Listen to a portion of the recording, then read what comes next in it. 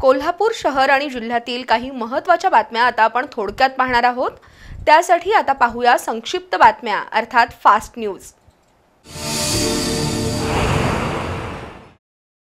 महाराष्ट्र लोकसेवा आयोगातर्फे परीक्षेच्या नव्या सुधारित वेळापत्रकाची नुकतीच घोषणा करण्यात आली आहे। राज्य सरकारच्या विविध विभागातील 524 रिक्त पदं भरण्यासाठी 14 ते 16 डिसेंबर दरम्यान मुख्य परीक्षा होणार आहे, तर 6 जुलै रोजी होणारी पूर्व परीक्षा आता 21 जुलै रोजी होणार आहे।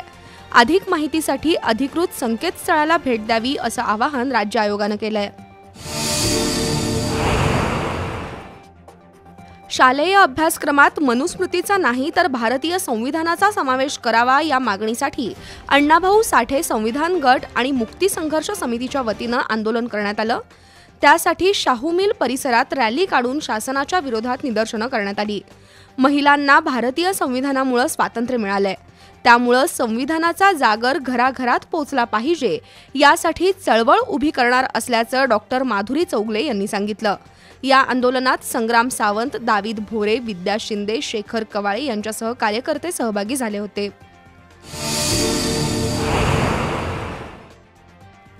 थॅलेसेमिया रुग्णांसाठी समवेदना फाउंडेशनच्या माध्यमातून गेल्या 10 वर्षांपासून काम करणारे कोल्हापुरातील बरकत पन्हाळकर यांना पुरस्कारानं सन्मानित करण्यात आलं। बेंगलोरच्या नारायणा हेल्थ सिटी रिसर्च सेंटरच्या वतीनं पन्हाळकर यांचा गौरव करण्यात आला। कोल्हापूर, सांगली, सातारा, सोलापूर, रत्नागिरी जिल्ह्यातील शेकडो थॅलेसेमिया रुग्णांना उपचार मिळवून देण्याची कामगिरी केल्याबद्दल पन्हाळकर यांचा गौरव करण्यात आला।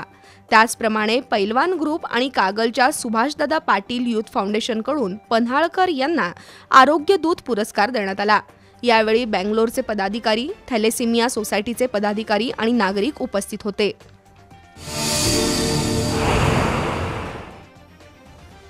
आरक्षण दुसरी बाजू या मराठी लघु चित्रपटाची संकल्पना धम्म चॅरिटेबल ट्रस्टची आहे। निर्मिती फिल्म क्लबनं या चित्रपटाची निर्मिती केली असून अनिल मम्हाणे दिग्दर्शक तर डॉक्टर शोभा चाळके निर्मात्या आहेत। नवोदित 100 पेक्षा अधिक बालकलाकारांनी त्यामध्ये भूमिका साकारल्यात। या चित्रपटाचा प्रीमियर शो 9 जून रोजी दुपारी 1 वाजता कोल्हापुरातील शाहू स्मारक भवनमध्ये होणार आहे अशी माहिती बालसाहित्य कलामंचचे प्रमुख आदित्य मम्हाणे यांनी दिली। आरक्षणासारख्या ज्वलंत आणि सामाजिक विषयावर आधारित असणाऱ्या या लघु चित्रपटाला प्रेक्षकांचा प्रतिसाद मिळेल असा विश्वास अनिल मम्हाणे यांनी व्यक्त केलाय।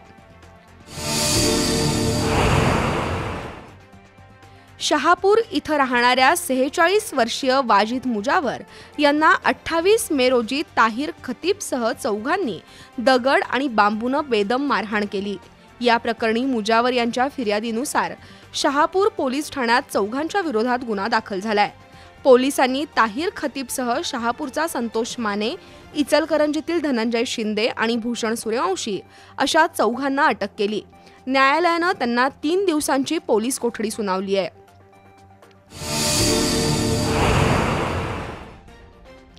कोल्हापूर रिक्षा आणि टॅक्सी वाहतूक संयुक्त संघटनेच्या शिष्टमंडळानं आज आमदार जयश्री जाधव यांची भेट घेतली आणि रिक्षा चालकांच्या समस्या त्यांच्यासमोर मांडल्या।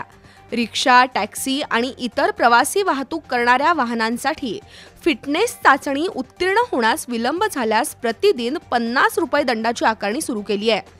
हा दंड रद्द करावा याबाबत पाठपुरावा करण्याची मागणी संघटनेनं केली। त्यावर मुख्यमंत्री एकनाथजी शिंदे यांना निवेदन देऊ, त्याचबरोबर रिक्षा चालकांच्या समस्या सोडवण्यासाठी शासनाकडे पाठपुरावा करू असं आश्वासन आमदार जयश्री जाधव यांनी शिष्टमंडळाला दिलं। यावेळी राजेंद्र जाधव, चंद्रकांत भोसले, मोहन बागडी, अविनाश दिंडे, शंकर पंडित, अशोक जाधव, सुभाष शेट्टे उपस्थित होते।